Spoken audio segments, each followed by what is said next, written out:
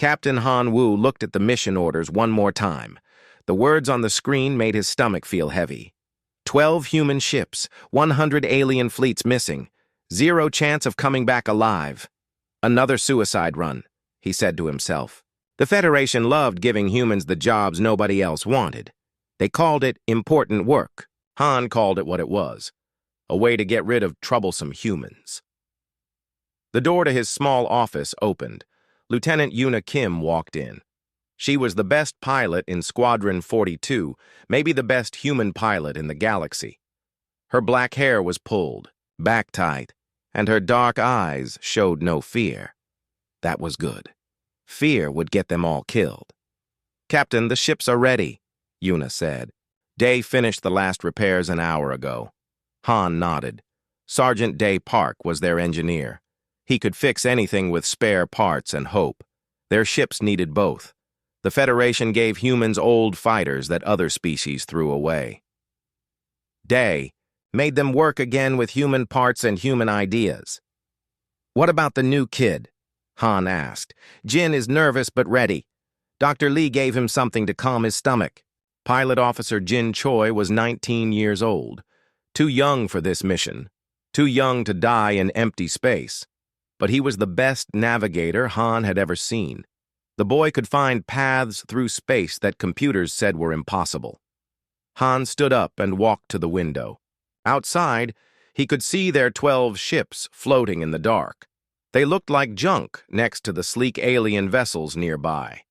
The human fighters were made of steel and hope, parts from mining ships mixed with pieces from cargo haulers. Nothing matched. Everything worked.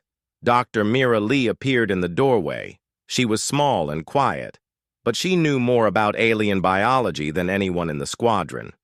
"The crew is ready, Captain. I gave everyone their shots and checked their suits." "Good. Let's go save the galaxy," Han said. Nobody laughed. It was not a joke. The briefing room was crowded. 12 pilots sat around a metal table. The room smelled like coffee and engine oil. Han looked at each face. These people trusted him to bring them home. He was not sure he could do that. "You all know the mission," Han said. 100 Federation fleets have gone missing near the Void sector. Command thinks something is hunting our ships. They want us to find out what." "Why us?" asked Pilot Chen Su. She was older than the others, with gray hair and steady hands. She had been flying before most of them were born. "Because we're expendable," Han said. "No point in lying. They think we'll fail. Maybe die. Either way, it solves their human problem." The room was quiet. Everyone knew the truth. Humans were the newest members of the Federation.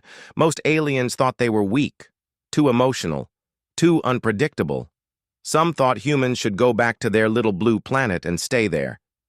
"But we're not going to fail," Yuna said. "We're going to find out what's happening and come home." "How can you be sure?" Jin asked. His voice shook a little. "Because we're human," Day said. "We don't die easy." The others nodded. It was true. Humans had a reputation for surviving impossible things. Maybe it would be enough. 3 hours later, Squadron 42 was flying through hyperspace toward the Void sector. Han sat in his fighter's cockpit, watching the stars streak by. His ship was called Lucky Dragon. It was not lucky, and it barely flew, but it was his. "Captain, I'm picking up something strange," Jin's voice came through the radio. "The navigation. Computers are acting weird." "What kind of weird?" Han asked. "They keep trying to turn us around, like something is pushing us away from the Void sector."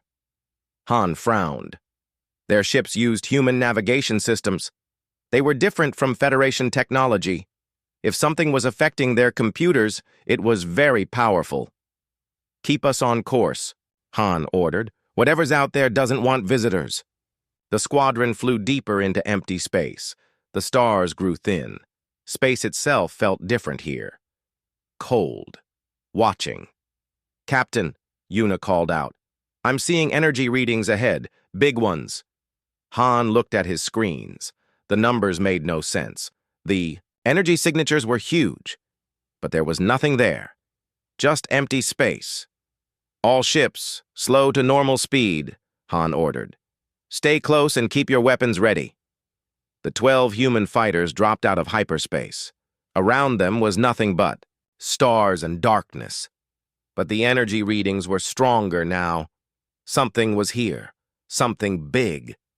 Dr. Lee, are you getting this? Han asked. Yes, Captain. The readings don't match anything in Federation records. This technology is completely unknown. That was impossible. The Federation had records of every known species in the galaxy. They had been exploring space for thousands of years. There should be nothing new to find. Jin. Any sign of the missing fleets? Han asked. Negative, Captain. But I'm finding debris. Lots of it. The computers can't identify the metal types. Han felt ice in his stomach. Debris meant ships were destroyed. But if the computers could not identify the metal, it meant the ships were torn apart in ways that should not be possible. Squadron. Form up on me, Han ordered. We're going to take a closer look. As they flew toward the debris field, Han noticed something else. The stars around them were wrong. They were in different positions than his charts showed. It was like space itself had been moved. Captain, Yuna said quietly. We're not alone. Han looked where she was pointing. At first he saw nothing. Then slowly, shapes began to appear. Ships, huge ships. They had been invisible, but now they were becoming solid. The ships were beautiful and terrible. They looked like they were made of flowing metal and captured starlight. They were bigger than Federation capital ships, bigger than space stations. And there were hundreds of them. Well, Han said to himself, now we know what happened to those fleets. A voice came through their radios. It spoke perfect galactic, standard. But there was something wrong with it, something cold and ancient. Primitive vessels, the voice said. You have entered sacred space. You will be cleansed along with the rest of your corrupted galaxy. Han gripped his controls tighter. Whatever was talking to them was not interested in negotiation. It wanted them dead. Squadron 42, Han said into his radio.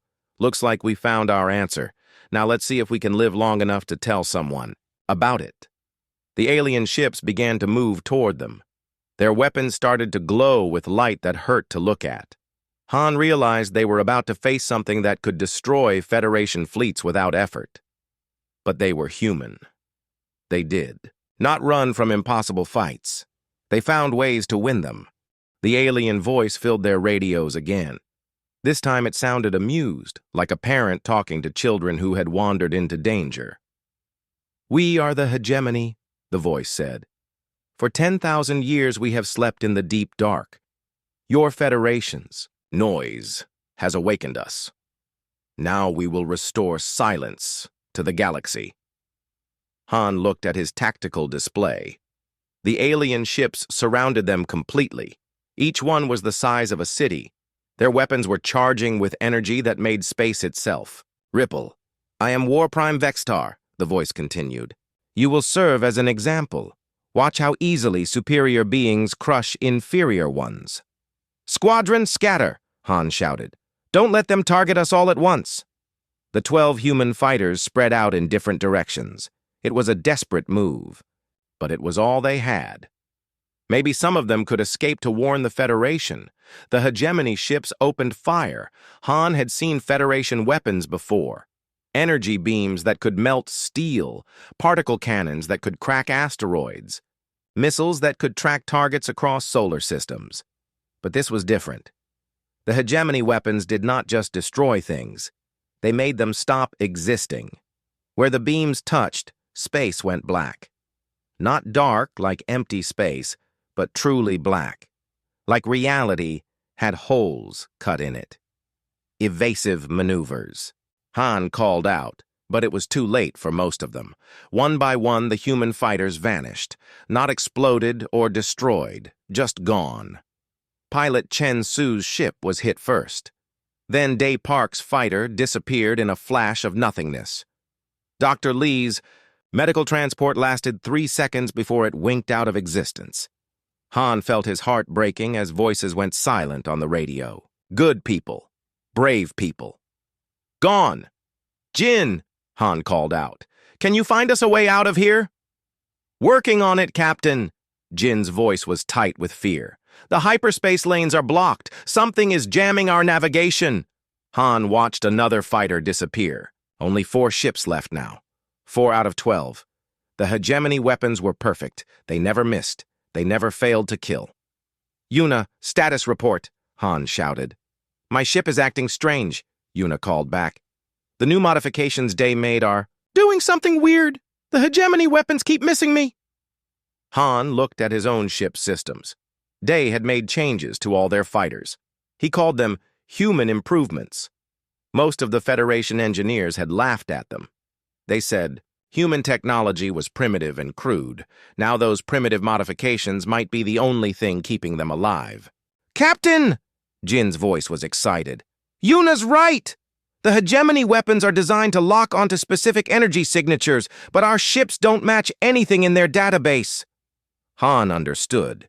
The hegemony had fought the Federation before. They knew how Federation technology worked. They had programmed their weapons to destroy Federation ships perfectly. But human technology was different, newer, unknown. All remaining ships, full power to Day's modifications, Han ordered. Another fighter disappeared. 3 left now, but the last 3 ships suddenly became harder to hit. The hegemony weapons were still firing, but they were missing more often. War Prime Vextar's voice came through the radio again. This time he sounded angry instead of amused. Impossible, Vextar said. Your ships register as primitive scrap, metal. How are you evading our weapons? Because we're human, Han said into his radio. We don't follow your rules. 2 more ships vanished. Only Yuna's fighter was left now. Han watched his own ship's shields fail. In seconds, he would join his dead friends. Yuna, he called out. Get out of here! Tell the Federation what we found! I'm not leaving you, Yuna shouted back. That's an order, Han said. Someone has to warn them. Han's ship was hit by 3 hegemony beams at once, but instead of disappearing, something strange happened. The beams passed right through his fighter like it was made of light. His ship flickered, becoming transparent, then solid again. What the hell? Han said. Captain, Yuna called out. Your quantum displacement field is active. Day's modifications are working. Han looked at his systems. Day had installed something called a quantum displacement field on all their ships. It was experimental human technology that most Federation scientists said was impossible. It was supposed to let ships exist in 2 places at once for very short periods. The Federation had called it worthless. The hegemony weapons could not target it at all. Yuna, we can't fight them, Han said. There are too many, but we can survive long enough to escape.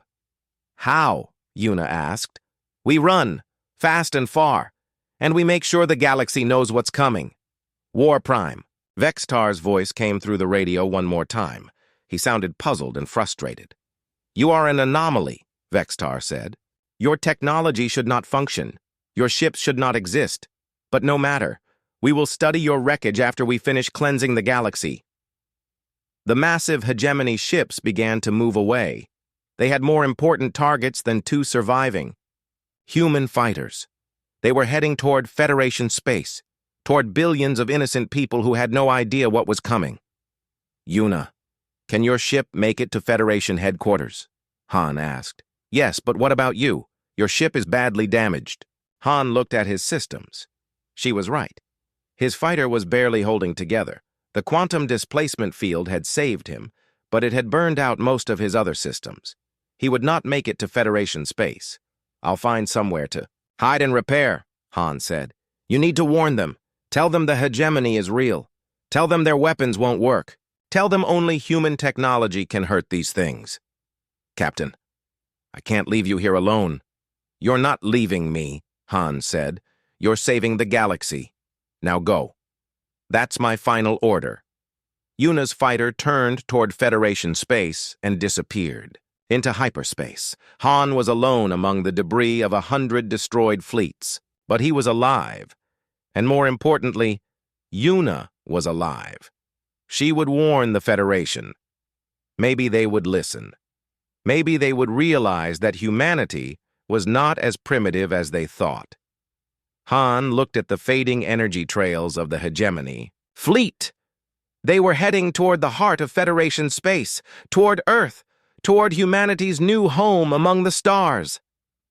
Well, Han said to himself, looks like the human race is about to find out what we're really made of. He began working on his ship's repairs. The quantum displacement field was damaged but not destroyed. If he could fix it, he might be able to follow the hegemony fleet. He could not fight them alone, but maybe he could slow them down. Give the Federation time to prepare. Han smiled grimly as he worked. The aliens thought humans were weak and primitive. They thought human technology was crude and worthless. They were about to learn that being primitive did not mean being helpless. The hegemony had awakened from their long sleep to find a galaxy full of advanced civilizations. They expected an easy conquest. But they had not counted on humanity. They had not counted on a species that refused to accept defeat. They had not counted on Squadron 42. Yuna's fighter dropped out of hyperspace near Federation Central Command. The massive space station looked normal from the outside, but she could see emergency lights flashing. Something was wrong. Her radio crackled to life. Unknown vessel. Identify yourself immediately. We are under attack alert. This is Lieutenant Yuna Kim, Squadron 42, she said. I have urgent information about the missing fleets. Squadron 42? The voice sounded surprised. We assumed you were all dead. Report to Bay 7 immediately. Yuna landed her damaged fighter in the docking bay. Federation soldiers were running everywhere. Alarm sirens echoed through the corridors. She had arrived just in time. Admiral Zakharon was waiting for her in the briefing room. He was a tall alien with blue skin and 4 arms. His species, the Kethmori, had been Federation members for 3,000 years. He looked at Yuna like she was carrying a disease. So, Admiral Zakharon said, one human survived. How disappointing that it was not your captain. Yuna felt anger rise in her chest, but she kept her voice calm. Sir, I have critical intelligence about the threat we discovered. The threat? Admiral Zakharon laughed. Human, we are facing the destruction of the Federation. 3 core worlds have gone silent in the last 6 hours. Whatever you found in the void sector is already here. Yuna's blood went cold. The hegemony was moving faster than she thought possible. Sir, that's what I need to tell you about. The enemy calls themselves the hegemony. Their technology is beyond anything in Federation records. Their weapons can destroy matter at the quantum level. Impossible, said Commander Veltar, another alien officer. No technology can do that. I saw it happen, Yuna said. They destroyed 11 of our ships in minutes, but there's something important. Their weapons couldn't target our ships properly. Human technology uses different principles. We might be able to fight them. Admiral Zakharon's expression showed he did not believe her. Human technology is primitive. Your ships are made from scrap metal and luck. That primitive technology kept me alive when Federation weapons would have failed, Yuna said. Before the Admiral could respond, an aide ran into the room. Sir, we're receiving reports from the Outer Rim. The crystalline fortress builders are under attack. Their entire home system is being destroyed. Yuna felt sick. The fortress builders were one of the most advanced species in the galaxy. If they were falling to the hegemony, what hope did anyone else have? Sir, Yuna said urgently, we need to mobilize every human ship in the Federation. Our technology might be the only thing that can hurt them. Out of the question, Admiral Zakharon said. We will not risk our fleet based on one human's wild theories. More reports came in over the next hour. The energy-based collective was gone. Their entire species had been erased from existence. The warrior caste ironclads had lasted exactly 12 minutes against hegemony forces. Admiral Zachron finally started to listen when the hegemony fleet appeared on long-range sensors. 300 massive ships heading straight for Federation. Central Command. Sir, Commander Veltar said quietly. Perhaps we should consider the human suggestion. Very well, Admiral Zachron said. Send orders to all human ships in the sector. But I want them under Federation command. No, Una said. Human ships need human commanders. Human tactics, human thinking. You dare give orders to a Federation admiral? Zachron's voice was dangerous. I'm trying to save all our lives, Una said, including yours. 3 hours later, Una was standing in a different briefing room. This one was smaller and smelled like engine oil and coffee. Around the table sat 12 humans, the commanders of every human ship within reach of Federation Central Command. Commander Bo Shin was the oldest. He had been flying cargo haulers before most of them were born. His ships were ugly, but reliable. Captain Arasong commanded a squadron of modified mining vessels. They were built to survive asteroid impacts and solar radiation. Perfect for fighting impossible odds. Lieutenant Kai Nam was a communications specialist. He could hack Federation networks and coordinate attacks across star systems. Pilot Su Yang flew experimental ships that Federation engineers said would never work. They worked fine for humans. Engineer Tai Wan designed weapons that violated Federation safety regulations. They were dangerous to use and deadly to enemies. So, Commander Bo said, the galaxy is ending, and they want us to stop it with mining ships and cargo haulers. Pretty much, Una said. She explained everything she had seen in the Void sector. The hegemony ships, their impossible weapons, how human technology seemed to confuse their targeting systems. Interesting, Tai Wan said. Our quantum displacement fields operate on principles the Federation doesn't understand.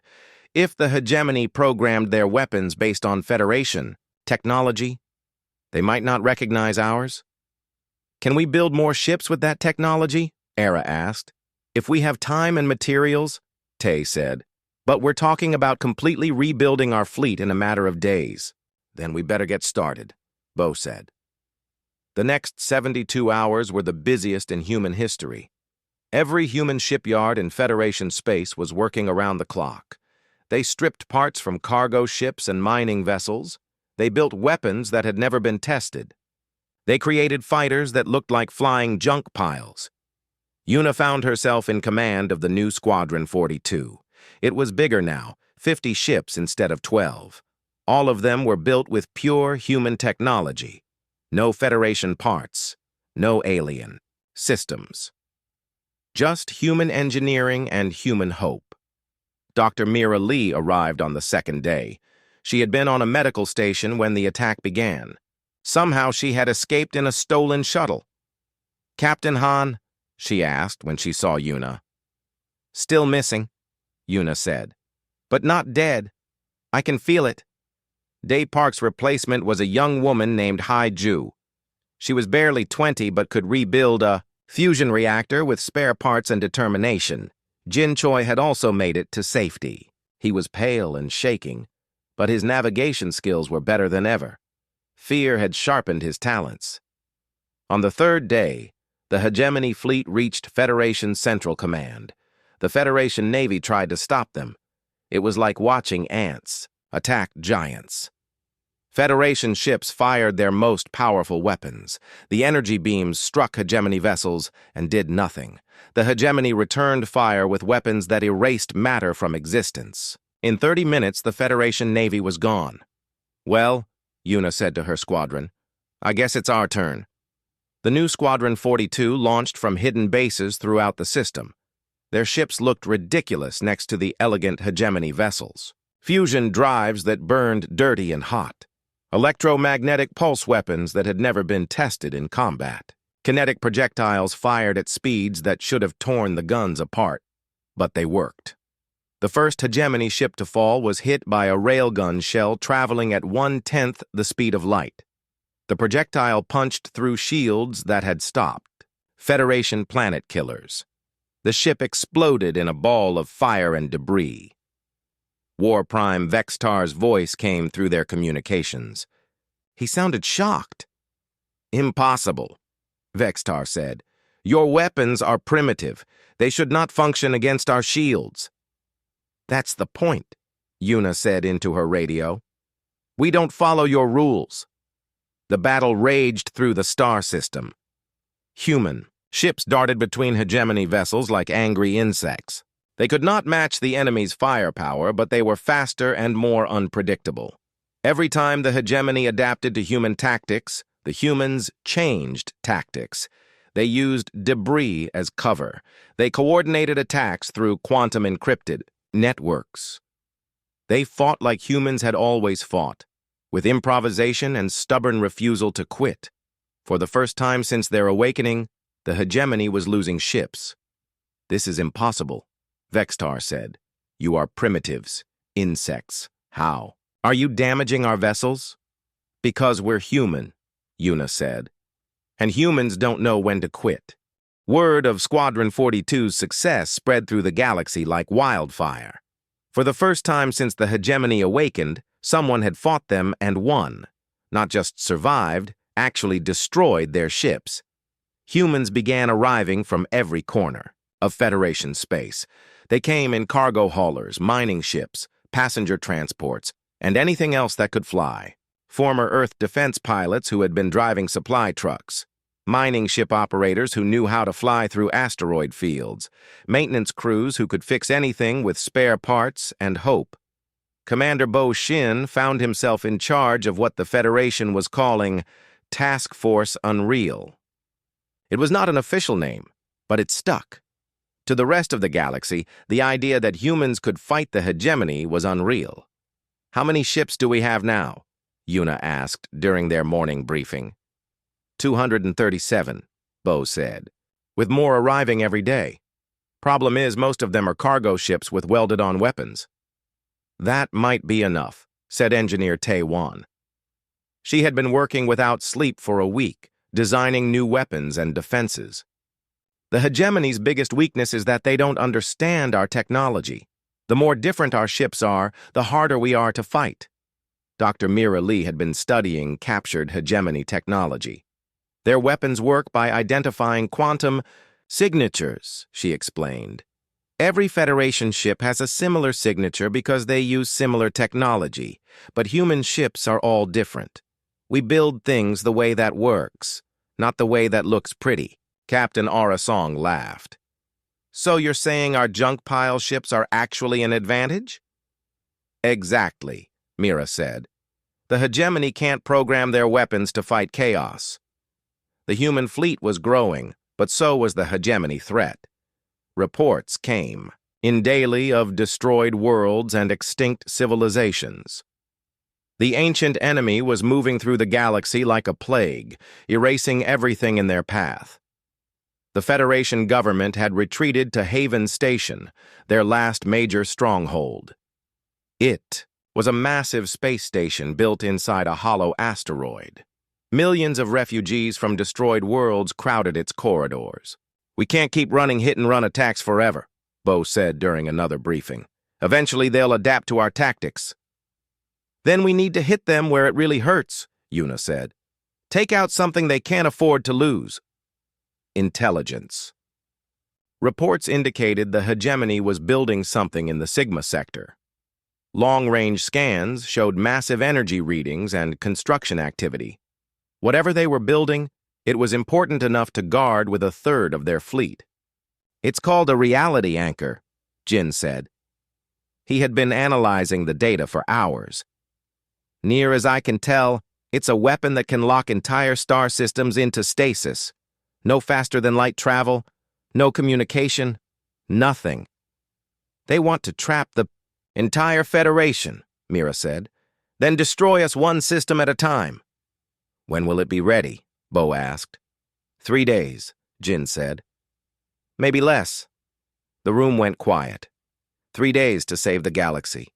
It seemed impossible, but humans specialized in impossible things. All right, Bo said. We hit them with everything we have. All ships, all weapons, all pilots. One massive attack. Sir, Lieutenant Kai Nam said quietly. I've been monitoring hegemony communications. They're expecting us to attack the reality anchor. War Prime Vextar has positioned his entire fleet to protect it. Good, Yuna said. Let them wait for us. We're going to give them exactly what they expect. You want to attack into a trap? Ara asked. No, Yuna said. I want to spring a trap of our own.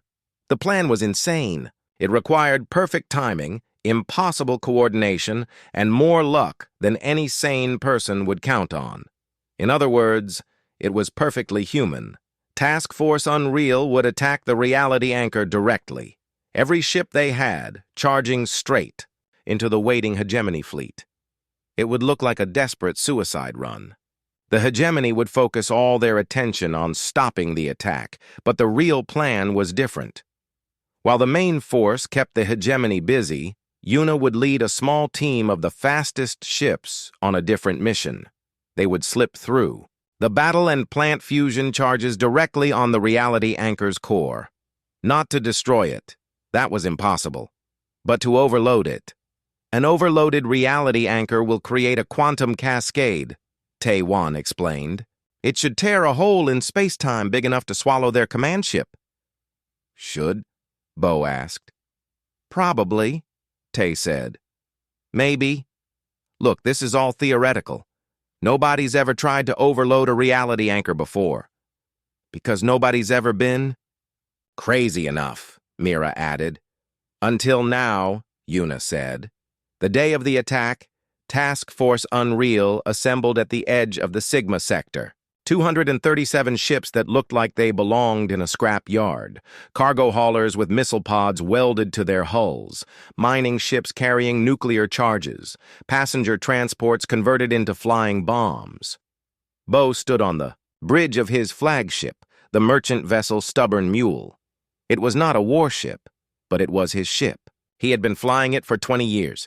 If he was going to die today, he wanted to die at its controls. All ships. This is Commander Bo, he said into his communication system. Today we're going to do something impossible. We're going to save the galaxy with cargo ships and mining equipment. The hegemony thinks we're primitives. Let's show them what primitives can do when they get angry. The human fleet jumped into hyperspace. When they emerged in the Sigma sector, they found exactly what they expected. The reality anchor hung in space like a dark star, surrounded by 300 hegemony warships. War Prime Vextar's voice came through their communications immediately. So, the insects have come to die at last. We welcome you to witness the birth of a new galactic order. The only thing being born today is your regret, Bo said into his radio. All ships attack. Task Force Unreal charged toward the reality anchor like an avalanche of metal and fury. The hegemony fleet moved to intercept them, space filled with energy beams and explosions. Human ships began dying immediately. But for every ship they lost, they took damage to hegemony vessels. Cargo haulers rammed into enemy cruisers. Mining ships detonated their nuclear charges inside hegemony shield bubbles. Passenger transports flew kamikaze runs into enemy weapon systems. It was chaos. It was destruction. It was beautiful and terrible. And in the middle of the chaos, nobody noticed 12 small human fighters slipping through the battle toward the reality anchor itself. Squadron 42, Yuna said into her radio. Let's finish what we started. Behind them, Task Force Unreal was dying to give them this chance. Ahead of them waited a weapon that could end the galaxy as they knew it. But they were human, and humans did not quit, even when quitting made sense. Squadron 42 flew through the battle like ghosts. Their quantum displacement fields made them flicker in and out of reality. Hegemony sensors could not track them properly. Enemy weapons passed through them like they were made of light. Yuna watched. Her tactical display as Task Force Unreal fought and died around her. Every blinking dot that disappeared was a human life. Someone's friend, someone's family. They were buying time with their blood. Stay focused, she told her squadron. Make their sacrifice count. The reality anchor loomed ahead of them. It was the size of a small moon, covered in crystalline structures that bent space around them. Energy crackled between the crystal formations. Even looking at it made Yuna's eyes hurt. "Jin, can you find us a way inside?" she asked. "Working on it," Jin said. His voice was tight with concentration. "The anchor is surrounded by quantum barriers, but I think I can navigate through them using the same principles as our displacement fields." "Do it." Jin guided them, through spaces that should not exist. Reality twisted around their ships as they passed through layers of quantum energy. Yuna felt her stomach twist as physics stopped making sense. Then they were inside. The interior of the reality anchor was hollow. Massive machines lined the walls, generating the energy patterns that could lock entire star systems in stasis. At the center was the core, a sphere of pure energy held in place by magnetic fields. "There," Yuna said. "Tay, can you overload that?" Engineer Tay Wan was flying right beside her in a fighter loaded with fusion charges. "If I can get close enough to plant these charges on the magnetic containment field, yes. But the explosion will take out everything within 100 kilometers. How long do we have after you plant them?" 30 seconds, maybe less. Yuna looked at her squadron. 12 fighters, 12 people who had volunteered for a mission they knew they might not survive, just like the original Squadron 42. "All right, people. Tay plants the charges. The rest of us cover her and then get out as fast as possible. Questions?" "Just one," said Dr. Mira Lee. "If this works, what happens to Vextar's command ship?" "With any luck, it gets sucked into a black hole," Yuna said. "Ready?" The squadron split up. Tay flew toward the core while the others spread out to watch for enemies. The interior of the reality anchor was supposed to be safe from attack. The hegemony had not bothered to post guards inside. That was their mistake. Tay reached the core and began attaching fusion charges to the magnetic containment field. Each charge was the size of a briefcase, but packed enough power to level a city. "Block. First charge attached," Tay reported. "Second charge. Got it. Third charge." Alarms began sounding throughout the reality anchor. Automated defense systems activated. Energy beams lanced out from the walls, trying to stop the human. "Fighters! They know we're here," Jin called out. "How much longer, Tay?" "Almost done. Just need to set the timer." The energy beams were getting closer. Yuna's fighter was hit by one that passed right through her displacement field. Her ship shuddered, and alarms rang in her cockpit. "Our displacement fields are failing," she called out. "The reality anchor is adapting to our technology." "Timer set," Tay shouted. 30 seconds and counting." "All ships get out of here," Yuna ordered. "Move! Move! Move!" Squadron 42 raced toward the exit. Behind them, the fusion charges were counting down. 25 seconds. 20. 15. They burst out of the reality anchor just as the charges detonated. The explosion tore through the magnetic containment field like tissue paper. The core destabilized. Energy that had been carefully controlled suddenly ran wild. Space around the reality anchor began to warp. The quantum cascade Ty had predicted was beginning. Reality was tearing like fabric. War Prime Vextar's voice came through their communications. For the first time, he sounded afraid. "What have you done?" Vextar demanded. "You have doomed us all." "No," Yuna said. "We've saved everyone except you." The quantum cascade spread outward from the reality anchor. It caught Vextar's massive command ship and began pulling it toward the growing rift in space-time. The ship's engines fired at full power, but they could not escape. "This is impossible," Vextar screamed. "We are the hegemony. We are eternal. We cannot be defeated by primitives." "That's where you're wrong," Yuna said. "You can build perfect weapons and flawless ships, but you forgot the most important thing." "What?"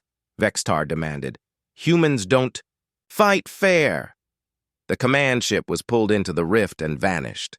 With their war prime gone, the remaining hegemony ships began to retreat. Their perfect formation broke apart as individual commanders decided survival was more important than conquest. Task Force Unreal pursued them as they fled. Human ships that had been fighting for their lives moments before were now hunting the most feared enemy in galactic history. "All ships, this is Commander Bo," came the voice over the radio. "Let's send these guys back to bed." The battle that followed was not really a battle. It was a rout. Hegemony ships that had seemed invincible were destroyed by human weapons they could not understand or counter. The ancient enemy that had awakened to conquer the galaxy was driven back into the dark spaces between stars. When it was over, Yuna found herself floating in space among the debris of the reality anchor. Her fighter was badly damaged, but she was alive. Around her, the surviving ships of Task Force Unreal were beginning rescue operations. "Squadron 42, sound off," she called into her radio. "Jin here. Ship's a wreck, but I'm fine." Mira reporting. "Medical bay is open for business." "Taiwan, still got all my fingers and most of my ship." One by one, her pilots reported in. They had all survived. Somehow, impossibly, they had all made it through.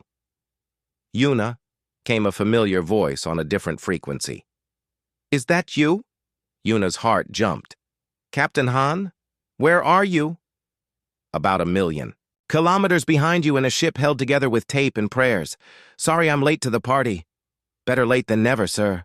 3 months later, Yuna stood in the new Squadron 42 ready room aboard Haven Station. The war was over. The hegemony had retreated to the farthest edges of the galaxy and showed no signs of returning.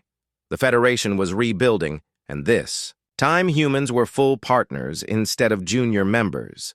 The new Squadron 42 was different. It had human pilots, but also aliens who had learned to respect human methods.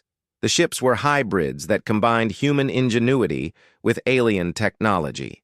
They were still ugly by Federation standards, but they worked. Captain Han Wu walked into the ready room. He had been promoted to admiral and put in charge of all human military forces, but he still wore the same old flight suit he had worn as Squadron 42's commander. "Admiral," Yuna said, saluting.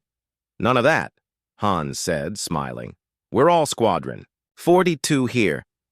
On the wall was a memorial listing the names of everyone who had died fighting the hegemony. Hundreds of names, good people who had sacrificed everything to save others they barely knew. At the bottom of the memorial was an inscription. "They made the impossible look easy." "Think they'll come back?" Yuna asked. "Maybe," Han said. "But if they do, we'll be ready. And next time, the whole galaxy will know how to fight like humans." "How's that?" "Badly, messily, and with absolutely no regard for what's supposed to be impossible." Yuna laughed. It was good to have her captain back. It was good to be alive. And it was very good to be human. Outside the window, ships were flying past Haven Station. Human ships and alien ships flying together. The galaxy was different now. It had learned that being primitive did not mean being weak. It had learned that sometimes the best technology was the technology that refused to follow the rules, and somewhere in the dark spaces between stars, the hegemony was learning the same lesson.